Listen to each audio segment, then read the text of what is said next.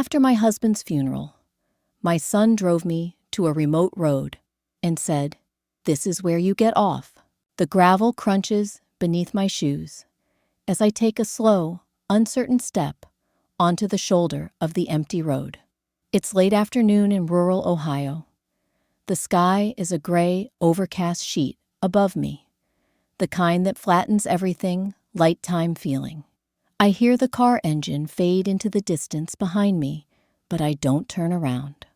I don't want to see the red glow of his brake lights. I don't want to know if he's hesitating, because he's not. My name is Marion. I'm 67 years old, and 4 days ago, I buried my husband of 42 years.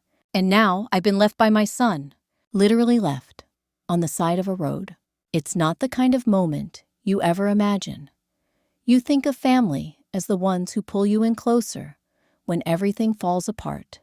But here I am, with nothing but my purse, a half-packed duffel bag, and a hollowed-out chest where my heart used to sit.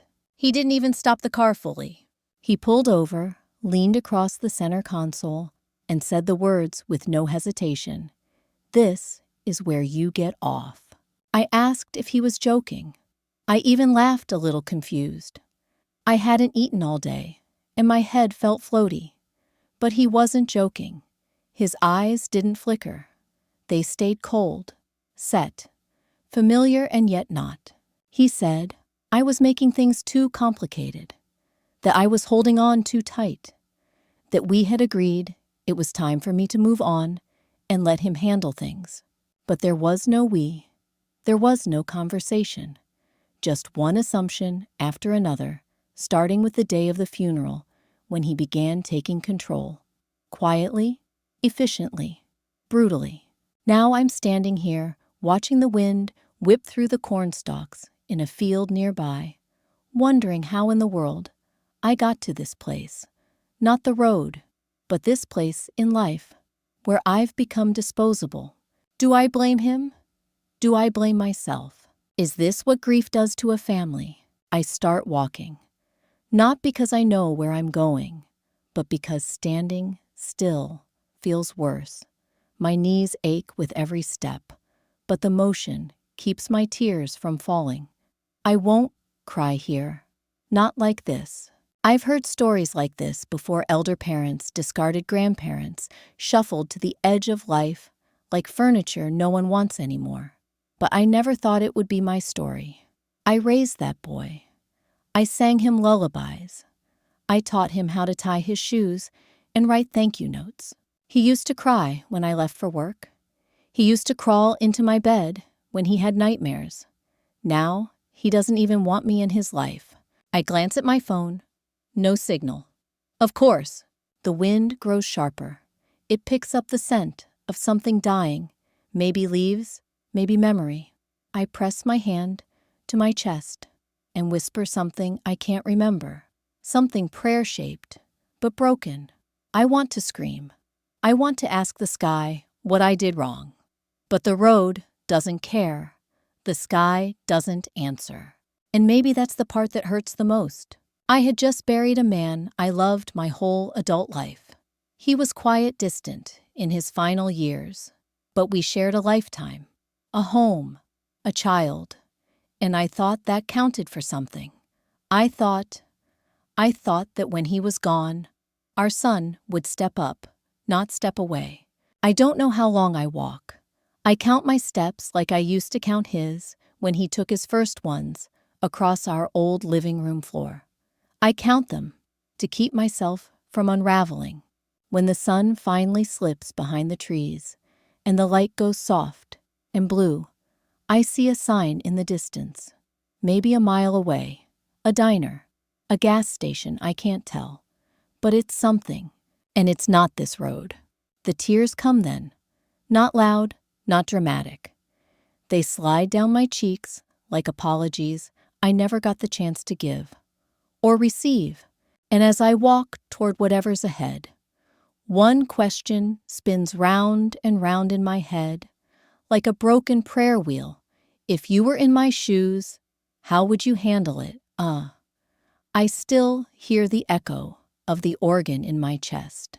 That funeral was 4 days ago, but the silence afterward is louder than anything I heard during the service. It was small, much smaller than I thought it would be.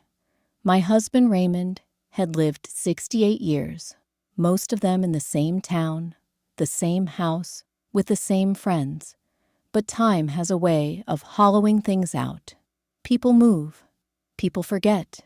People say, "I'll come if I can," and then they don't. So there, I sat on the front pew of a drafty old chapel with peeling paint and roses already beginning to wilt. A handful of people filled the seats behind me. My son Luke sat stiffly at my side, like he was checking a box on a to-do list. He didn't hold my hand. He didn't look at me. He just stared ahead, dry-eyed, stone-faced. I remember thinking, where did my boy go? Because I knew this version of him, but I didn't know him anymore. This wasn't the Luke I raised. This was someone else. Someone sharper around the edges. Someone colder. The pastor spoke kindly, but it all sounded rehearsed. Raymond was a devoted husband, a hard worker, a man of quiet strength. I stared at the closed casket and tried to reconcile that version of him with the one I lived beside the man who stopped saying goodnight, who spent his last years in silence more than speech. And still, I grieved him, because silence can be soft. It can be a presence. Even quiet companionship is still company. And now it was gone. I wore the black wool coat Raymond had bought me 15 years ago. I hadn't worn it in over a decade. But somehow, it still fit, though. The sleeves felt heavier, like grief had settled in the lining. After the service, we drove to the cemetery. I watched as they lowered him into the ground, my breath catching, like I was being buried alongside him. Not in body, but in memory, in name. Because the moment that earth touched his coffin, something inside me shifted. I wasn't a wife anymore. I wasn't anyone's person. At the reception afterward, I poured coffee for people I hadn't seen in years. They murmured platitudes and squeezed my hands with practiced sympathy. Luke barely spoke. He took a phone call in the hallway and came back 10 minutes later, barely glancing in my direction. I tried to talk to him, asked if he'd stay the night, maybe help me sort through some of Ray's things. But he waved it off. "We'll deal with it later, Mom. Just not now." He looked so exhausted, or maybe annoyed. Later that evening, when everyone had gone and the house was still, I sat at the kitchen table staring at the photos from the service. There was one of Ray in his younger years, smiling wide, a little crooked a hand on Luke's shoulder when he was just 5 or 6. I traced my finger along the edge of that photo and felt something collapse inside me. I wanted to be held, just held. But the house was cold and empty, and Luke was already gone. No goodbye, no hug, just a text that said heading back. "We'll talk tomorrow." But we didn't talk tomorrow. We didn't talk the day after either. The house became a museum of someone else's life, a home filled with absence. And then came the lawyer, a man in a press suit with polite eyes and folders thicker than necessary. He handed me a copy of the will. I opened it, expecting what anyone would shared assets, equal portions, a life split between me and the son we raised. But instead I saw it. Everything, every last thing, had gone to Luke. The house, the accounts, the car, the land. My name wasn't even mentioned. "Are you sure this is correct?" I had asked, my voice barely above a whisper. He'd nodded. "Mr. Whitmore signed this version 3 months ago." 3 months. 3 months before he died. 3 months before his breath stopped and my life unraveled. And he hadn't told me a thing. I asked why. The lawyer gave a non-answer. He said, It was what was best for the family, that your needs would be taken care of in other ways. But what ways? What did he mean? The lawyer left soon after. I sat in the kitchen until midnight, the document open in front of me, the ink stark and cold. I felt like someone had emptied my life and left me holding the wrapping paper. And still no word from Luke. No explanation, no discussion, just silence and then, "Let's go for a drive, Mom."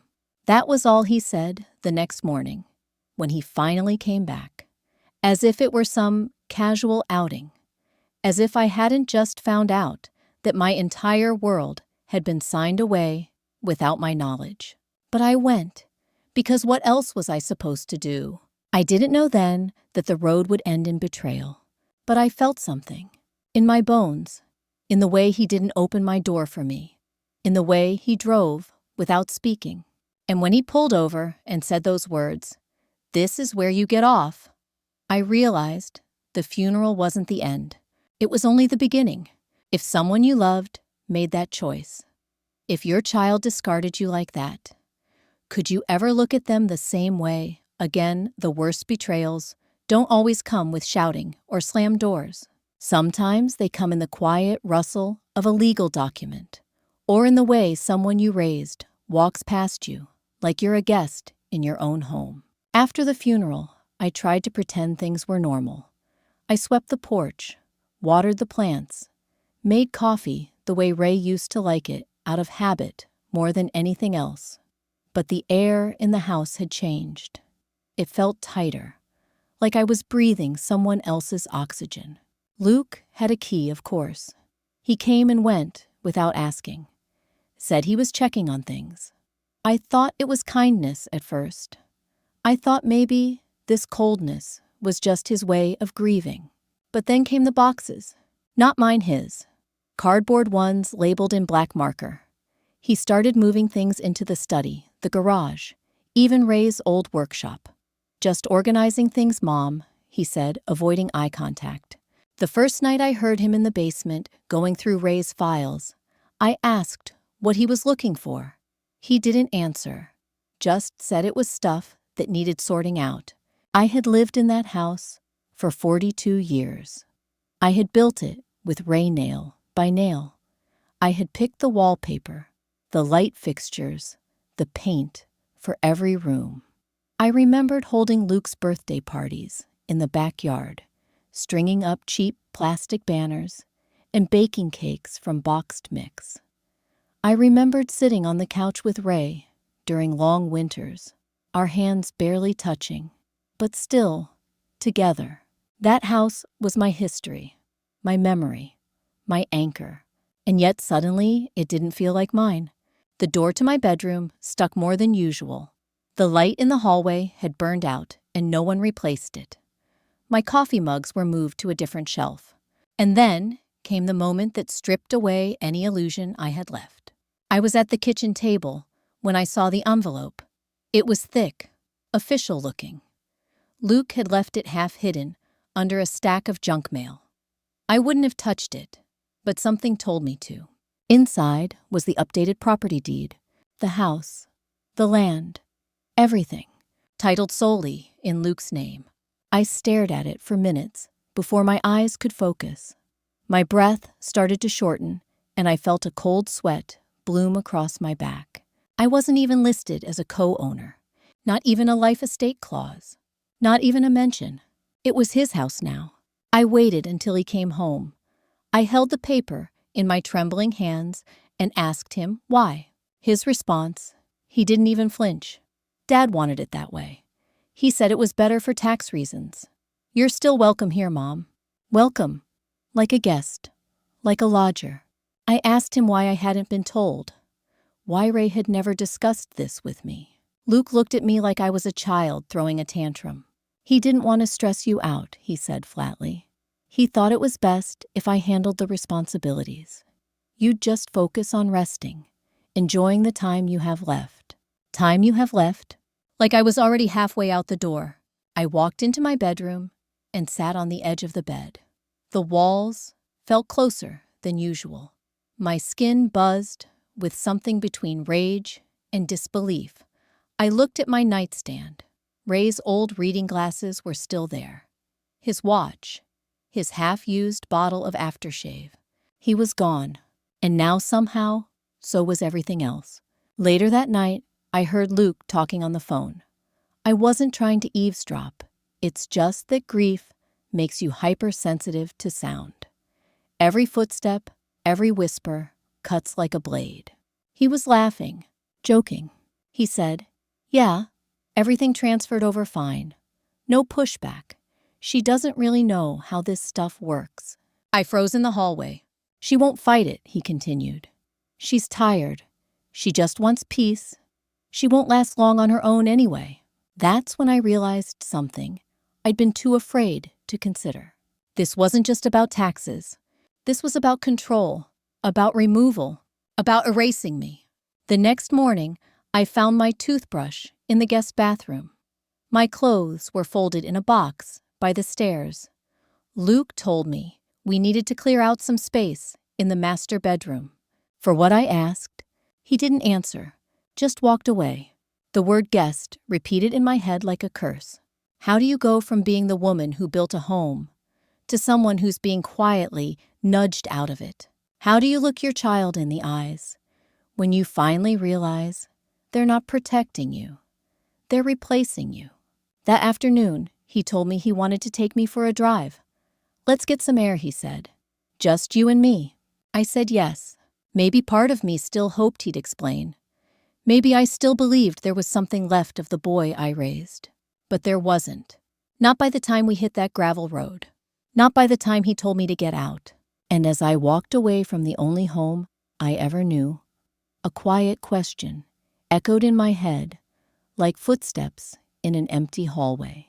If everything you loved was taken from you quietly, no violence, no drama, just taken, what would you do sometimes? I wonder if he ever loved me at all. I don't mean the way kids love their mothers when they're small, when they run into your arms after school, or fall asleep on your shoulder during storms. I mean later, when life gets complicated, when love stops being automatic and starts requiring effort. Because the boy I raised my Luke was gentle, curious, his heart bruised easily, and I was the one who kissed those bruises. I was the one who held him through broken arms and broken hearts, through high fevers and first rejections. He used to cry when I got frustrated, not because I scared him, but because disappointing me hurt him more than punishment ever could. Where did that boy go? Where in his growing up did the softness harden? I think about the first time I truly saw the shift. It was years ago, before Ray got sick, before things started unraveling. Luke had come to visit, and there was something different in his voice, this dismissiveness. Like everything I said was mildly irritating. I remember asking about his job, and he gave me a tight smile and said, "It's fine, Mom. It's not like you'd understand corporate strategy." It stung more than I admitted. I laughed it off, said something self-deprecating. He didn't even notice, just moved on, sipping his overpriced coffee like he was doing me a favor by sitting at my table. That was the beginning, I think. The subtle shift from son to stranger. And still, I made excuses. He was tired. He was stressed. Life is hard, I told myself. He's just overwhelmed. But now I see it for what it was. A slow erasure of empathy. A steady replacement of affection with calculation. After Ray died, he didn't cry once. Not at the service. Not in the car. Not when we scattered the last of the ashes into the river behind the house. He stood like a statue, sunglasses on his jaw, clenched like someone managing a merger. When we got back from the cemetery, I asked if he wanted to look through Ray's things with me, just to remember, just to sit for a while and be still in the memory of the man who raised us both. But Luke barely looked up from his phone. "I already took what I needed," he said. What he needed. As if grief was an itemized list. I found myself apologizing. For what? For asking, for still feeling, for wanting to remember. Later that night, I overheard him talking to someone, his voice low sharp. I just want to get through this without drama. She's difficult. Difficult. That word lodged in my throat like glass. When did I become difficult to my own child? I've thought back to his teenage years. He was always ambitious, even then. He liked being in control. But there used to be compassion underneath it. When I sprained my ankle one winter, he brought me hot tea every night without being asked. When our neighbor's dog died, he wrote a handmade card and left it in their mailbox. Where did that boy go? Now, when he looked at me, there was no recognition, just cold efficiency, like I was another task to manage, another burden to move out of the way. The ride to that remote road was quiet, the kind of quiet that buzzes in your ears. Luke drove with one hand on the wheel, the other tapping lightly against the window. I sat there, watching the trees blur past, thinking maybe this was the moment. Maybe this was where he'd finally open up. Say he was sorry. Say he didn't know how to handle things and that he missed me. But instead, when we reached that gravel stretch, he pulled over and said, "This is where you get off." Just like that. As if I were luggage. As if I were some old suitcase, too heavy to carry forward. I asked him what he meant. He didn't answer. Just put the car in park and looked straight ahead. "You'll figure it out," he said. That was it. No explanation, no hug, no goodbye. Just cold glass between us and the click of the door unlocking. And the worst part, I still looked back. I still hoped. Even after everything, even after the will, the move-out boxes, the avoidance, I still wanted him to turn around. To say, "Mom?" I didn't mean it. Get back in the car. But he didn't. He pulled away like a man late for a meeting. And I was left there, on the edge of a road, in the edge of a relationship I didn't know had already ended. Do you know what it feels like to raise someone? Love them, protect them, sacrifice for them, and then realize they wouldn't flinch if you disappeared. I do. And if you were me, if the child you loved more than anything grew into a stranger who treated you like an inconvenience, would you blame them? Or would you blame yourself? No one tells you how quiet betrayal can be. It's not always shouting matches or courtroom drama. Sometimes it's clean signatures, cold smiles, in words like streamlining and paperwork. That's how it was with Luke. That's how my son took everything that was mine and convinced himself it was logical. A week after the funeral, I started noticing things vanishing. Not physically, but symbolically. Ray's old chair, the one he used to sit in every morning with his coffee, was pushed into the garage. Luke said it cluttered the space. Cluttered. As if it wasn't the one thing left in that living room that still smelled like the man I married. Then it was the bookshelf. Half the titles gone. I found them in a donation box by the front door. Luke waved me off. "They're old books, Mom. They've had their time." And then came the garage. I had gone down there looking for the gardening gloves Ray always kept on the shelf. But instead, I found Luke and a woman. Not just any woman, a realtor. I heard her say, "The land has potential, especially if she's not on the title." She didn't whisper. She didn't need to. I stepped into view, and Luke didn't even flinch. "Mom, we're just exploring options." Options. That was when I realized this wasn't miscommunication. This was a plan. A long, well-crafted plan that had been unfolding behind my back while I was busy nursing a dying husband and holding a crumbling family together. I asked him flat out, "Why are you doing this?" His answer, "This is what Dad wanted. He knew you couldn't handle everything. He trusted me to take care of things." Take care of things. That phrase lodged in my chest like an ember. It sounded so noble, so reasonable. But I knew what it meant. It meant he didn't see me as someone with rights, or memory, or a voice. Just a burden. and I began to question everything. Had Ray known what he was doing when he rewrote that will? Had he meant to shut me out? Or had Luke whispered fears into his tired ears until he believed them? I remembered the final months before Ray passed. He barely spoke. He was tired, foggy. Luke visited often, more than usual. I thought he was finally stepping up. I thought he was helping me. But now I saw it differently. He hadn't been helping me. He'd been preparing the stage, laying out his narrative. Marion is forgetful. Marion can't manage the property. Marion is better off taken care of. I wasn't just grieving my husband anymore. I was grieving my identity. You spend decades building a life layer by layer, meal by meal, moment by moment, and then, in the span of a few signatures, it becomes someone else's property. Luke had the documents to prove it, but I had the memories. I remembered Ray saying once back when Luke was barely 15 and full of teenage fire, "He's got your stubborn streak, Marion, but not your heart." I should have paid more attention to that difference. One afternoon, I found a box of old family photos in the attic. I sat on the floor, legs crossed, thumbing through images of Luke in every phase of boyhood, his missing teeth, his mud-streaked face, the birthday party, where he cried because we ran out of his favorite cupcakes. He used to need me for everything. Now he couldn't stand the sight of me. The attic was quiet, warm, with trapped air and ghosts.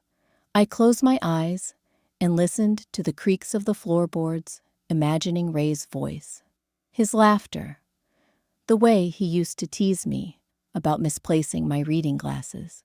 And then I opened my eyes and asked the room a question. How did I become invisible in my own life?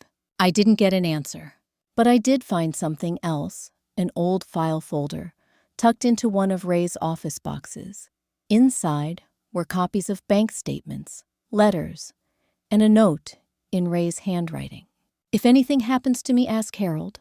Harold, our old neighbor and friend, a retired lawyer, Ray's fishing buddy and quiet confidant. Why would Ray leave that message? What had he been preparing for? Suddenly the cold of betrayal began to burn less with confusion and more with clarity. Luke had written me out of everything.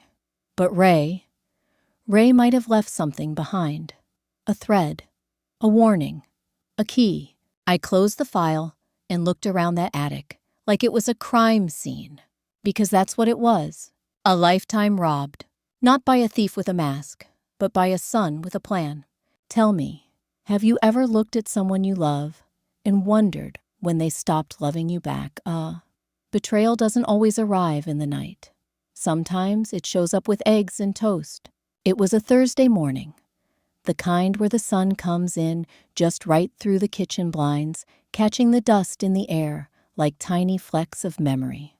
I was at the stove, frying 2 eggs the way Ray used to, like them crispy edges, yolks, just shy of runny. Out of habit, out of routine. For comfort, I suppose. Luke sat at the kitchen island, scrolling his phone. He didn't ask how I slept. He didn't thank me for breakfast. He just sighed loudly and cleared his throat. "We need to talk." My stomach dipped. Those words are never good. Not when they come in that tone, flat and mechanical, like a robot delivering bad news. I turned off the stove and slid the eggs onto a plate. He didn't touch them. Instead, he set his phone down and leaned forward, fingers laced together, like a businessman giving a presentation. "I've been thinking about what's best for everyone. You, me, the property." I didn't say a word. He continued, "You can't stay here, Mom." It was that simple. That direct. No build-up, no empathy. Just a sentence dropped like a guillotine. I blinked. "What do you mean I can't stay here?" He didn't even flinch. "It's not sustainable. You're getting older, the house is too much, and we need to start preparing for the future." We, as if I wasn't part of that future. I stared at him across the table. His face was unreadable. Not cruel, just detached. That somehow hurt worse. Rage I could have responded to, but apathy. Apathy was ice water down the spine. "I found a place for you," he said. I opened my mouth, but nothing came out. A small community outside of Dayton. Quiet. Peaceful. Staff on site. It's nice. You'll have your own room. A home for the elderly. A care facility. Like I was fading furniture to be tucked into storage. "Absolutely not," I finally whispered. He exhaled like I was a child throwing a tantrum. "Mom, this is happening. You don't have the legal right to stop it." Dad left everything to me. There it was. Again. That damn will. That document had more power than 42 years of marriage. More power than childbirth. Than lullabies. Than scraped knees I'd kissed better. And nightmares I'd chased away. "You need to pack," he said, standing. "They have a room ready next week. 2 weeks max." "I'm not going." He turned, eyebrows raised. "You don't have a choice." He didn't shout. He didn't threaten. He just said it like it was weather, like it was inevitable. And that was the moment it all changed inside me. I looked at my son and no longer saw the child I'd raised. I saw a man who'd made a calculation that I was easier to manage once removed. That love wasn't necessary when paperwork was on his side. I remember gripping the edge of the counter, the cool tile grounding me. I remember hearing my own voice, soft and trembling. "Why are you doing this?" He paused. "I'm protecting the legacy." The legacy. Not me. Not his mother. Not the woman who gave him life. Just the legacy. The house. The money. The clean slate without me in it. He left soon after. Said he had errands. Asked if I needed anything from the store. The audacity. Like this was a normal day. Like I hadn't just been exiled from the only place I'd ever called home. I sat in the kitchen for hours. I didn't move. I didn't cry. I just listened to the ticking of the wall clock, 1 second at a time, counting down to the moment I'd be gone. Later that night, I walked into the master bedroom and looked around. My things were already in boxes, neatly labeled as if I were some guest checking out of a hotel. My shoes, my winter coat, the photos from the nightstand. Gone, packed, processed. All that remained was the bed and a single photo Luke had left behind, an old one of me holding him as a baby, his head tucked into my neck. That woman no longer existed, and maybe that child didn't either. I picked up the frame, ran my fingers over the glass, and asked the question I hadn't dared say aloud. Was any of it real? Because if it was, how could it end like this? The next morning, when Luke offered to take me for a drive to get some air, I said yes. Not because I trusted him, but because I knew this was the end of something. And I wanted to see how far he was willing to go. Tell me something. If your own child looked you in the eye and told you that your time in their life had expired, what would you say? What would you do when you agree to a drive you never expect it to be a one-way trip? That morning, Luke was polite, eerily so. He offered to carry my bag to the car. He opened the passenger door. He even asked if I needed to stop for coffee on the way, but his voice was too smooth, too rehearsed, like he was reading from a script written long ago. I declined the coffee. I was afraid if I took anything from him, even a paper cup, I'd somehow be agreeing to this quietly orchestrated exile. He didn't talk much during the drive, just small talk, weather, gas prices, a vague mention of a meeting he had later. I kept my hands folded in my lap, fingers laced tight, the way you do when you're bracing for impact. I stared out the window at the passing scenery. Familiar roads, at first, then slowly more rural. We left town, past the edge of the neighborhood where I used to take Luke trick-or-treating, the gas station, where Ray always overfilled the tank, the florist who made our wedding bouquet. All of it slipped behind us like pages torn from a book. I asked him where we were going. He said, "Just a place to talk." His eyes stayed fixed on the road. His hands never left 10 and 2. the same posture he used to drive in as a teenager, nervous and precise. I watched the city melt into countryside. Cornfields, empty barns, the occasional rusted mailbox. No signs, no stores, no people. The air inside the car grew heavy. Not with tension, but with a decision that had already been made. After 40 minutes, he turned down a side road, gravel narrow flanked by trees that leaned like they were trying to whisper to one another. My pulse quickened. "Luke," I said quietly, "where are we?" He didn't answer right away. He just slowed. The car pulled to the shoulder and turned off the engine. "This is far enough," he said. The silence in the car was deafening. I looked at him, my voice shaking. Far enough for what? He stared straight ahead, jaw set. "It's time to let go, Mom." I almost laughed. Not because it was funny, but because it sounded like something from a bad movie. Like a villain trying to sound noble before doing something unforgivable. "Let go of what I asked." He finally turned to face me, and what I saw in his eyes wasn't cruelty. It was something worse. Indifference. The kind of blankness that says, you're not even worth being angry with anymore. "You're holding on to something that's gone," he said. "The house, the past, Dad, all of it. You need to move forward." I swallowed hard. "By abandoning me in the middle of nowhere." His face didn't move. "I've arranged everything," he said calmly. "Your things are packed. Your room is ready at the facility. They'll pick you up here in an hour." It hit me. Then he wasn't taking me to a place. He was dropping me off like a parcel. "This isn't love," I whispered. "It's necessary," he replied. He got out of the car, popped the trunk, and pulled out my bag, a single small duffel, half-zipped and sagging at the sides. It looked like it had been packed in a hurry, carelessly. He set it on the gravel beside the passenger door. I didn't move. He leaned in and said, "You'll be okay, Mom. You're strong." Strong. As if strength made this bearable. He stepped back, got in the car, and closed the door. And then without another word, he drove away.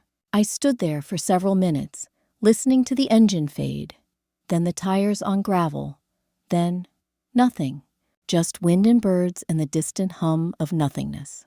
The weight of what had just happened pressed down on me, like a second grief. This time, I hadn't lost a husband.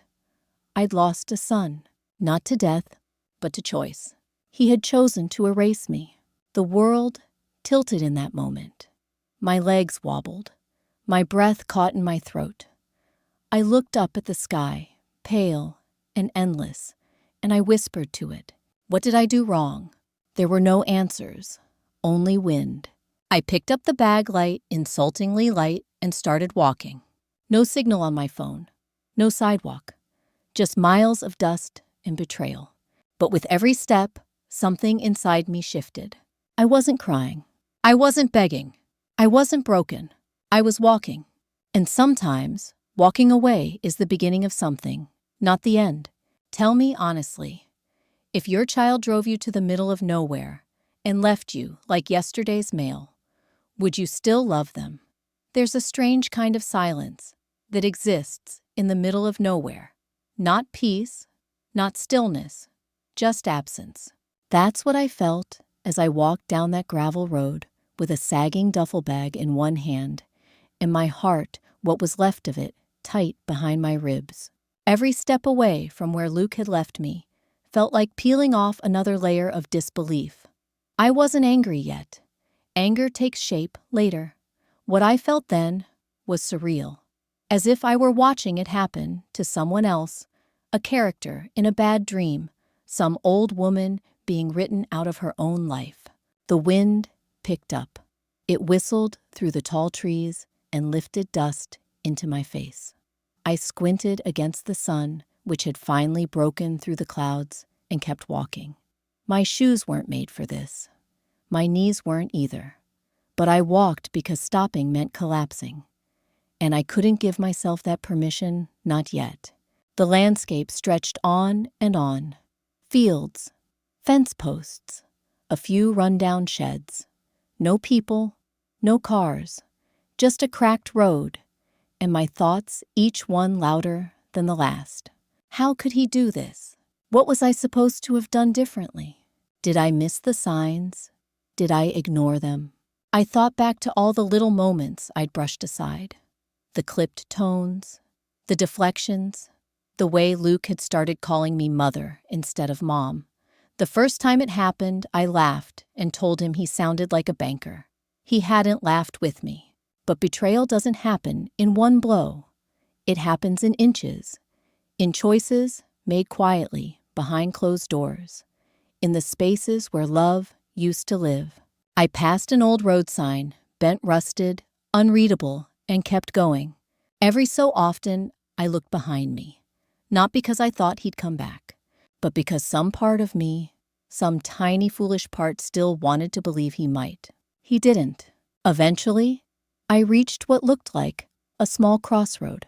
A single gas station sat crooked on the corner, the kind with one pump and windows covered in old flyers and sun-bleached posters. I could have cried just seeing it. I walked in a little hunched dusty, my coat clinging to me like a wet rag. A bell over the door jingled. The man behind the counter looked up, maybe 50, with a red ball cap and tired eyes. He didn't smile, but he didn't look alarmed either. I imagine I looked like someone who'd just been tossed off a Greyhound bus. "You all right, ma'am?" he asked, reaching for a bottle of water behind the counter. I nodded, though I wasn't. Not in any way that mattered. "Need to use the phone," he offered, sliding the bottle across the counter. I nodded again. "Just a quick call." He pointed to an old payphone near the restroom. I didn't know who I was calling until I heard the dial tone. My hands moved before my brain did. Harriet, an old friend I hadn't spoken to in years. The kind of friend who once knew everything, and then time made strangers of us both. But in that moment, I needed someone who had once remembered me whole. The phone rang 4 times. I was about to hang up when her voice crackled through. "Hello," I choked. "Harry, it's me, Marion." A beat, then silence. Then, Marion, her voice shifted into something fragile. "Where are you?" And just like that, I broke. I slid down the wall, the receiver pressed to my ear like an oxygen mask, and let the tears fall. It was the first time I'd cried since Ray's funeral. The first time I'd allowed it. I told her everything. Not the legalese, or the inheritance, or the papers. Just this he left me, my own son, on the side of a road. And Harriet, bless her, didn't ask why. She didn't ask what I did, or what I said, or whether I'd misunderstood. She just said, "Give me the name of that gas station. I'm coming." I didn't argue. I didn't apologize. I just whispered thank you, over and over again, like a prayer. I slept in the tiny diner booth in the back for a while. The owner let me be. Sometimes strangers have more grace than family. By the time Harriet arrived, 3 hours later, wind-blown and furious, I had already decided something. I would not shrink. I would not beg. And I would not disappear. Luke may have taken my house. He may have erased me from paper. But I was still here, still standing, still capable of becoming something he never expected a woman with nothing left to lose. Tell me, honestly, if someone stripped you of everything, your home, your voice, your place in the world, would you fight to get it back? There's a difference between being saved and being seen. Harriet took me home with her that night. She still lived in the same blue clapboard house I remembered from when our children were small. The porch creaked in the same places. Her kitchen still smelled like cinnamon and strong coffee. But time had painted it all in softer colors, like a memory you can walk through. I barely spoke the first night. She made me tea, tucked a warm blanket around my shoulders, and sat beside me on the couch without saying a word. She didn't press, didn't dig, just let me be a broken thing without making me explain my pieces. The next morning, She brought me to the church on 4th and Maple, the one where we used to bake pies for the youth fundraiser, where Ray once fell asleep in the back pew during a Christmas sermon. That same place now opened its basement 3 days a week for seniors in transition, a polite way of saying women like me, who'd been pushed out, shut out, or simply forgotten. I didn't expect much. Maybe a meal, maybe some brochures on retirement homes. What I found instead was her, Grace. She was in her 70s, wiry and weathered, with a braid, like a rope, down her back, and eyes, like she could see right through you. She wore a patchy cardigan with a safety pin where the button should have been. Her voice was gravel and honey. "You're not the first to be left on a roadside, sweetheart," she said when Harriet introduced me. "Won't be the last, but you look like the kind who gets back up." I wanted to say something sharp, something to hide the hurt, but instead, I just sat beside her, and for the first time in what felt like months, I felt safe. The church basement wasn't much folding tables, mismatched chairs, a space heater that rattled like it was about to give out. But it was warm, and more than that, it was full of women who looked at me like they knew. Not just guessed, knew. There was Joan, whose daughter had sold her condo while she was in the hospital. There was Darlene, whose son moved her into a back shed and called it independent living. And there was Margie, who laughed every time she cried. Each woman carried her own version of my story. Their sons, their daughters, their families, all with their own excuses, their own silence, their own tidy reasons why love had turned cold. But here we weren't ghosts. We were witnesses. That day, we peeled apples for pie. Dozens of them. My hands moved automatically, the knife slicing, clean the peels, curling like ribbon. Grace watched me. "Strong hands," she said. "Too strong to be left on a roadside." I don't know why that hit me. Maybe because no one had called me strong in months. Maybe because I didn't feel strong at all. I looked at her and whispered, "He didn't even look back." She nodded. They rarely do. But the ones who survive, they stop waiting for that look. Later that evening, as I helped mop the floors, I caught sight of myself in the reflection of the glass door. I looked older, not in years, but in weight, in silence, in the way my shoulders curved inward, like they were trying to shield my heart. But I also saw something else. I was still here, alive, moving, capable. That night, Harriet made a bed for me in her guest room. Fresh sheets, lavender sachets in the drawer. She left a note on the nightstand that simply said, "No timeline, no pressure." I sat in bed, the letter crumpled softly in my hand, and stared at the ceiling. Luke had tried to erase me, but Grace and Harriet and that little basement full of battered angels had drawn me back into the world with warm hands and pie crust. The next morning, I made a list. Not a revenge list, a rescue list. First name on it, Harold, Ray's old friend, a retired lawyer, the one Ray told me to find. I wasn't sure what I was looking for yet, but I had a feeling that if Ray left a trail, Harold would be the first breadcrumb. The second name on the list, me, because I wasn't done yet. Let me ask you, have you ever been pulled back to life by someone who expected nothing from you? Someone who simply looked at you and said, "You matter, Healing doesn't arrive in grand gestures. It shows up in quiet corners, in slices of pie, in the scent of laundry soap, in voices that still remember your name." After 2 weeks at Harriet's, I stopped feeling like a guest and started moving like I belonged. Mornings began with her humming in the kitchen, brewing coffee strong enough to wake the dead. She never asked me what I needed. She just made space. That alone was a kindness I hadn't realized I'd forgotten the shape of.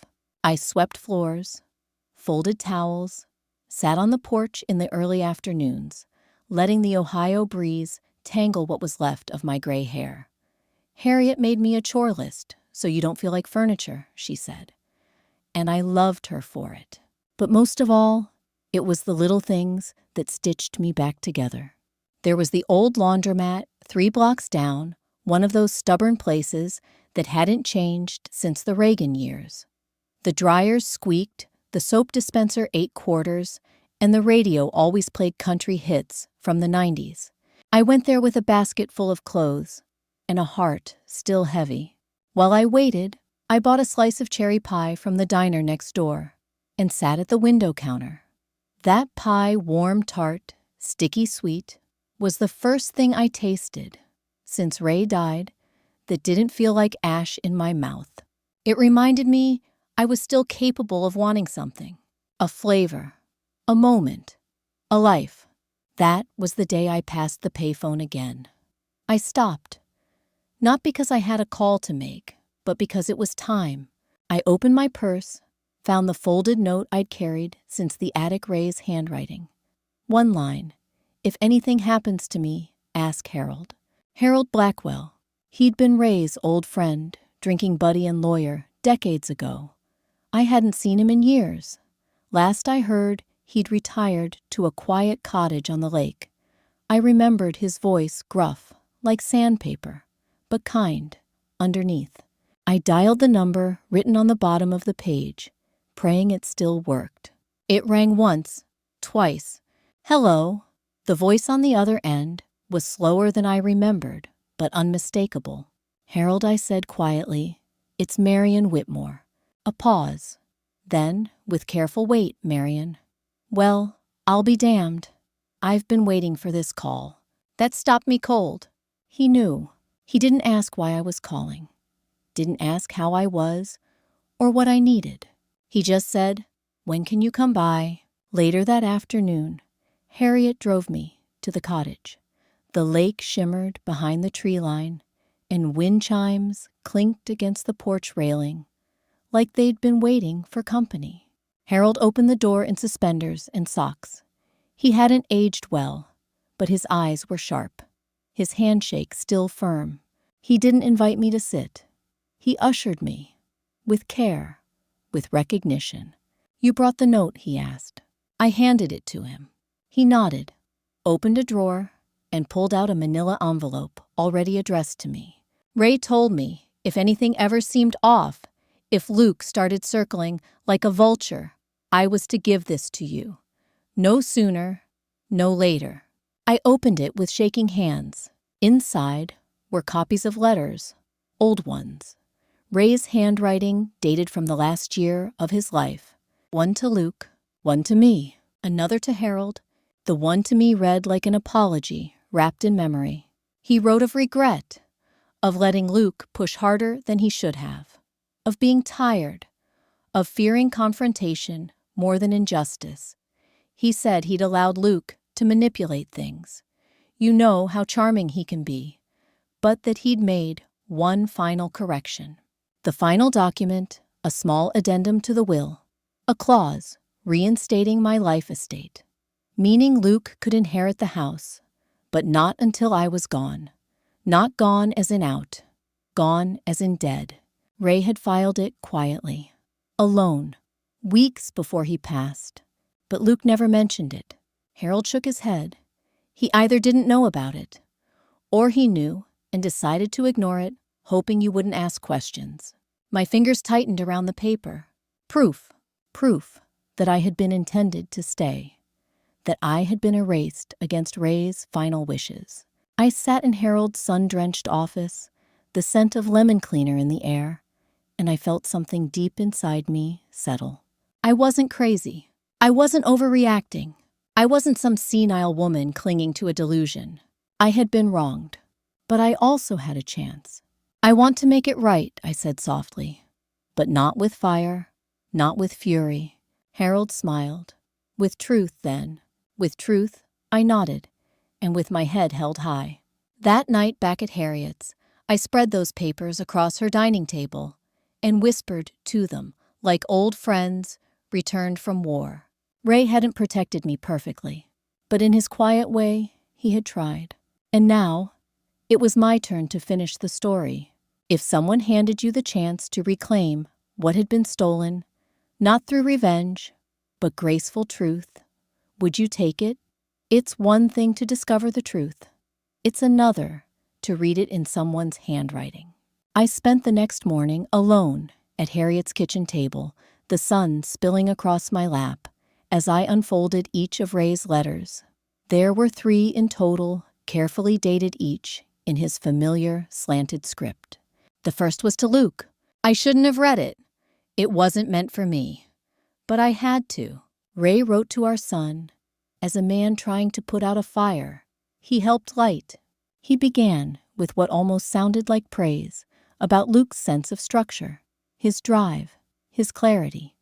But it shifted quickly. You take after me in all the ways that frighten me, Ray had written. You see people as roles, not as stories. You assume control is the same as love. It isn't. He acknowledged he had allowed Luke too much influence during his final year, that the pressure to simplify things, to hand it all over, came from a place of fatigue, not fairness. But what struck me most was this. If your mother ends up on the outside of this family, then I've failed her. And so have you. I stopped reading there. My hands were shaking too badly. The second letter was to Harold. That one was all business, confirming that he wanted the life estate filed quietly, that he wanted me protected, that if I ever came to him, Harold was to help me find my footing again. And then there was the letter to me. It was dated just 12 days before Ray died. The ink was lighter, the writing shakier. Marion, it began. If you're reading this, I didn't do enough. He talked about the regrets, not just the will, but the distance, the silences, the way he let Luke wedge himself into the middle of our marriage near the end. You always carried more than your share, he wrote. I wanted to give you peace, not paperwork. I thought leaving it in Luke's hands would unburden you. I didn't realize it would erase you. That line, it split something open in me, because he did know. He saw what Luke was becoming, and for a while he enabled it. But then somewhere, in his final clarity, he tried to undo it. I don't expect forgiveness, he wrote, but I hope you'll fight for yourself the way you always fought for us. At the bottom of the page, he'd scrawled a sentence so faint, I almost missed it. You are still the heart of this family, even if the family forgot. I folded that letter and held it to my chest, like it could warm the hollowness inside me. Later that day, I went to the church basement again. Not for pie, not for help, just to sit, to be. Grace was there, sorting through a bin of donated winter coats. She didn't say anything at first, just glanced at me, then nodded toward the folding chair beside hers. I sat. I found what Ray left me, I said softly. Grace didn't look up. About damn time. We sat like that for a long while. 2 women with hands full of pasts and backs bowed by years that didn't always love them kindly. What now? I finally asked. Grace smiled, her eyes still on the coats. Now you use what you've got, sugar. Not to hurt him, but to reclaim you. She was right. This wasn't about revenge. It was about voice, dignity, visibility. That evening, I went back to Harold. I handed him the letters and asked, can we file this properly or officially? He nodded. Yes, and if Luke fights it, which he might, we'll be ready. I don't want to fight, I said. I want to return to my home, to my name, to myself. We began the process, carefully, quietly, legally. The letter Ray wrote was admissible as evidence of intent, paired with the documented addendum Harold had filed. We prepared everything: a petition to enforce the life estate, a request for injunction to stop Luke from selling the property, and a formal notice of challenge to his sole control. But I knew the moment would come. The door I'd eventually have to knock on. The son I'd have to face. And I wasn't ready. Not yet. So I did something else first. I took the photo of Luke as a child. The one I kept with me. The one of him with cake on his face at his 6th birthday. And I taped it to the inside of my wallet. Not to remember who he was, but to remind myself that the boy I loved didn't grow into the man I needed. And that was his choice, not my failure. Tell me something. If someone once precious to you became the architect of your undoing, would you still leave the door cracked open? Or would you finally close it when you've been stripped of everything, even the smallest bit of leverage feels like a weapon? Harold moved faster than I expected for a man his age, for a lawyer in retirement. Maybe because he remembered me when I was still young and vibrant. Maybe because he knew what it was like to watch someone try to erase a woman slowly, politely, with pens instead of fists. "I've seen men like Luke," Harold said one morning as he slid papers across the table. "They hide behind documents and charm. But you pull the rug, and they fall like anyone else." The legal motion was clean, elegant, a petition to reassert my legal rights to the home under Ohio estate law, based on Ray's addendum and intent, both documented and witnessed. We served the papers quietly. Luke's reaction wasn't. The call came less than 24 hours later. "Why are you doing this?" he snapped the moment I answered. Not "Hi, Mom." Not "Are you okay?" Not even "Let's talk." Just, "Why are you doing this?"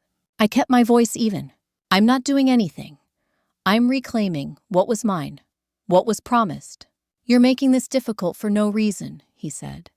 "This isn't how Dad wanted things." I almost laughed, not because it was funny, but because he still believed that lie. "I have Dad's letter, Luke," I said quietly. "The real one. I have his signature. I have Harold, and I have the truth." He went silent. I could hear him realizing he was no longer in control. "You're not thinking clearly," he finally said. "You're letting emotion cloud good sense." "No," I said calmly. "For the first time in months, I see everything clearly." I didn't raise my voice. That's the thing about growing older. You realize that fury burns fast, but stillness cuts deeper. Harold filed the motion in court 2 days later. It was granted a preliminary injunction Luke could not sell, lease, or alter the property until the matter was settled.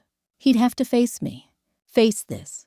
At the next church basement gathering, I stood up for the first time, not to serve pie, not to mop the floor, but to speak. "I'm Marian," I said, "and my son tried to erase me. He used legal paper to turn me into a ghost in my own home." The room was silent. Then Grace said, "But you came back." And that was the truth of it.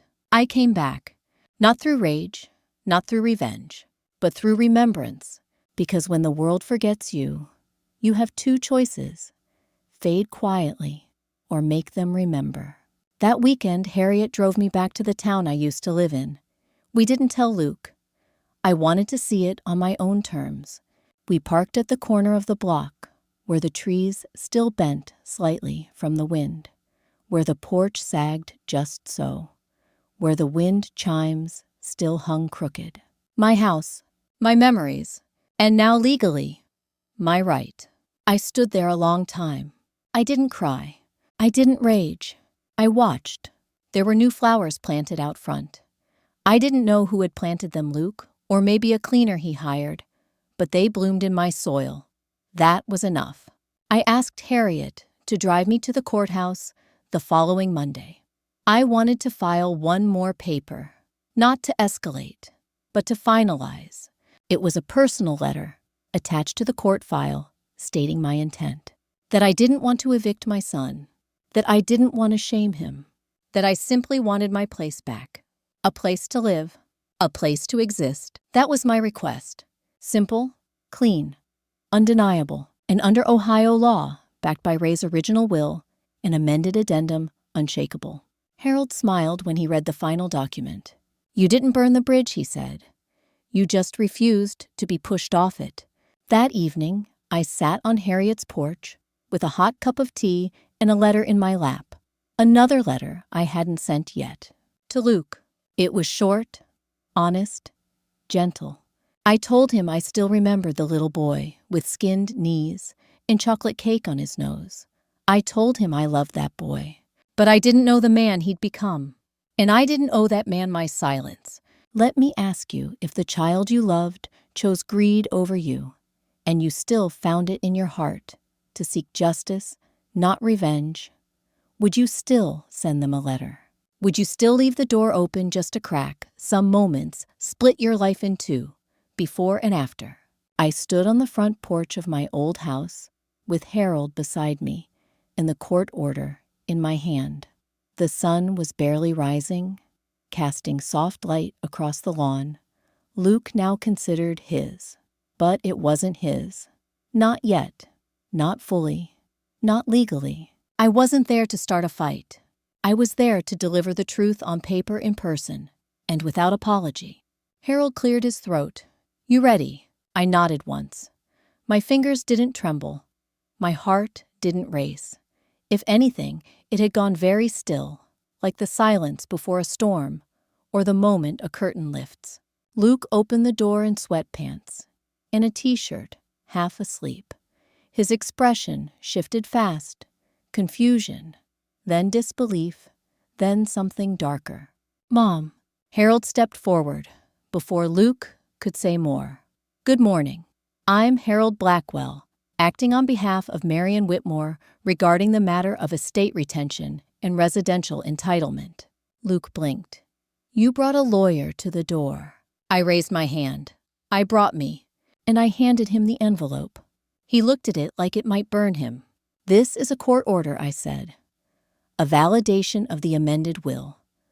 A confirmation of my life estate rights. I am entitled to remain here. You know this. His jaw tightened. You don't belong here anymore, Mom. I met his eyes. I never stopped belonging. You just decided to act like I didn't. There was a long silence. A car drove by. The wind rustled the wind chimes Ray had nailed to the eaves over 20 years ago. You want to humiliate me? Luke asked, voice lower now. No, I said. I want to live. In my home. On my terms. With dignity. He looked away. You tricked Dad. You manipulated him when he was dying. And when I found what he left for me, you tried to bury it. Luke took a step back from the door. I didn't think you'd fight this. I almost smiled. That was your first mistake. Harold handed him a second copy of the court ruling. We're not here to remove you. Marion is offering a peaceful path, shared understanding. She won't contest the rest of the estate, but she's taking back her place in it. Luke looked like a man watching his empire sink slowly into the sea. He didn't speak again. He didn't slam the door. He just disappeared into the house. Harold turned to me. You don't need his blessing to reclaim what's already yours. We left the envelope on the table in the front hall. I stepped back onto the porch and stared at the door I'd once painted yellow. It had faded in the sun, dulled by years of use, but it still held the groove Ray had accidentally carved in it with the corner of his briefcase. That groove, it was mine. That mark was part of a story. I lived not a memory, I surrendered. Later that afternoon, Luke's lawyer called Harold. Begrudgingly, quietly, Luke agreed not to contest the ruling. He wouldn't fight to evict me. He wouldn't drag it into litigation. There were conditions, of course. His pride needed boundaries. He would allow me to live in the guest suite. He would permit me access to the property. But none of that mattered, because the court had already spoken, and I didn't need permission anymore. That night I went home. My bag was light. My spine was straight. Harriet stood at the edge of the driveway, arms folded chin high, watching me walk up the porch steps like it was a coronation. And in a way, it was. The key still worked. He hadn't thought to change it. I stepped inside. The house was cleaner, colder. He'd hired people to strip away the warmth. No family photos on the walls. No quilts over the couch. just blank surfaces and silent rooms. But I knew where the warmth lived. I walked to the fireplace mantel and found the tiny chip in the wood where Luke had once crashed his toy truck when he was 4. Still there, still mine. I made tea that night, the same way I had for years. I sat in the kitchen with the sound of the wind outside and the quiet strength of memory holding me up. Luke didn't speak to me that night. He stayed on the other side of the house. But I didn't care, because I wasn't there for him. I was there for me, and for Ray, and for the woman I had nearly allowed to disappear. You know, people think reclaiming your life means fireworks, lawsuits, grand speeches. But sometimes it's as simple as unlocking a familiar door and hearing your own footsteps echo again. Tell me this. If you finally stepped back into the space someone tried to take from you, would you forgive them for trying? Or would you just let the silence speak for you? It wasn't about the bricks, or the furniture, or the yard Ray spent 20 summers manicuring. It was about breath, about being able to exhale again in a space that knew me. The house had changed, but I hadn't forgotten how it felt when it loved me back. That first morning, I woke in the guest room Luke had prepared. The bed was too firm. The windows had blackout curtains. The air smelled faintly of lemon cleaner, not life. Still, I opened the blinds and let the sun pour in. I brewed coffee the old way.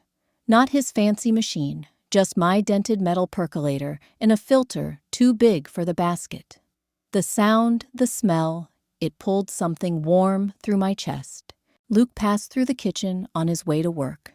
He didn't say anything, just glanced at me as if checking I was real. I was. The days moved slowly at first. He stayed out longer, avoided eye contact. The tension hung between us, like dust in sunlight, always present, never quite settling. But I didn't press. I didn't provoke. I simply lived.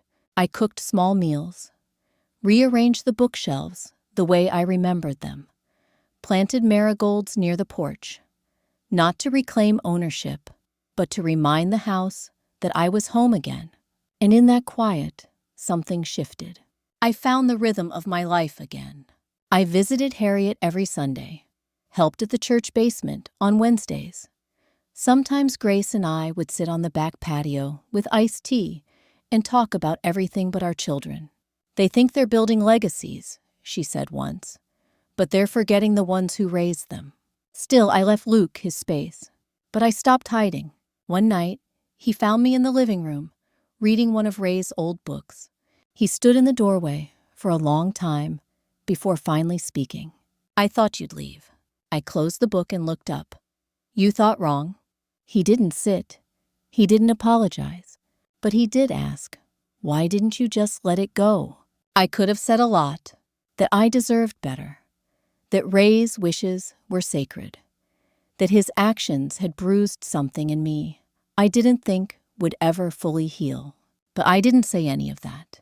I simply said, because I'm not a ghost, and I refuse to vanish just to make your life easier. His jaw clenched. He looked away. Then, barely above a whisper, I didn't think you'd fight me. I held his gaze. That's because you forgot who raised you. It wasn't an olive branch, but it wasn't a war cry either. It was truth. He walked away after that. No more words, no more challenges. But that was fine, because I didn't need his permission. Every night after that, I walked the halls of that house like a museum of memory. The doorway where we'd marked Luke's height in pencil, still faintly there.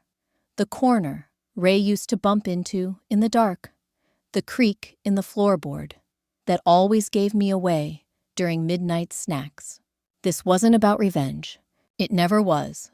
It was about presence, about existing in the spaces I built, with the hands that raised him, the voice that calmed him, the heart that gave more than it should have.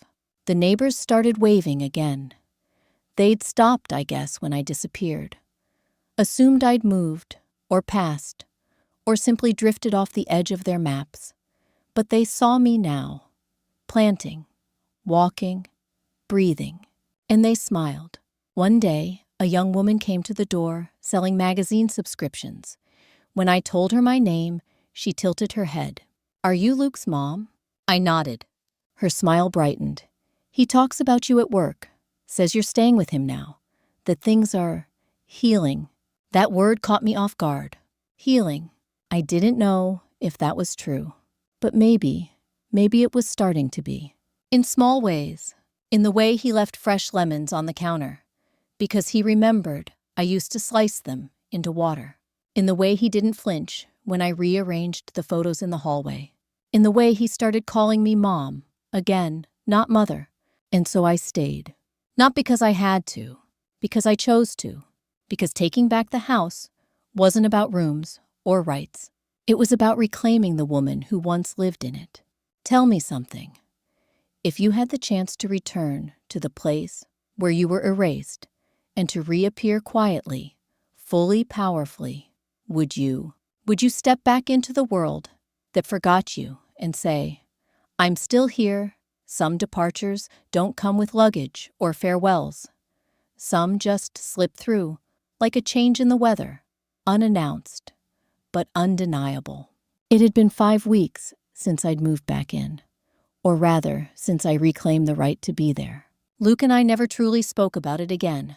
We shared the space, silent breakfasts, parallel dinners, a nod across the hallway.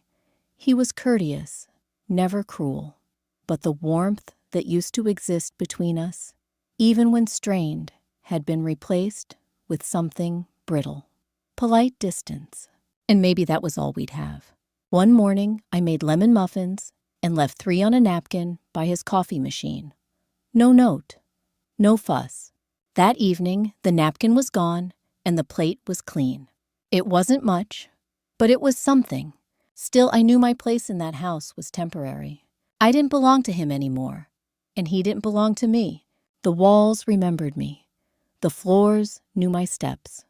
But the soul of the house, it had changed, and so had I. I began looking for a space of my own, not out of defeat, but out of freedom. Something small, something with morning light and a porch where I could sit with my tea and not feel like I was holding my breath. And I found it, a modest 2-bedroom bungalow on the edge of town, nestled behind a maple tree that bled red gold every October.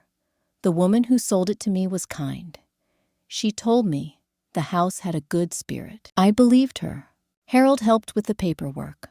Quietly, efficiently. Grace and Harriet came to help paint the kitchen and hang sheer curtains that billowed when I opened the windows. It felt like mine, truly mine. The day I moved out of the old house, I didn't say goodbye to Luke. I didn't leave a note. I didn't want fanfare or guilt. I just left. But before I closed the door behind me, I walked through the hallway one last time. I touched the mark on the door frame where Luke's height had been measured year after year, with my pencil and my hand steady on his crown. I stood in the kitchen where Ray used to hum while making toast. I looked out at the garden where I once planted hope with every seed. And then I whispered it to the walls, to the air, to the woman I used to be.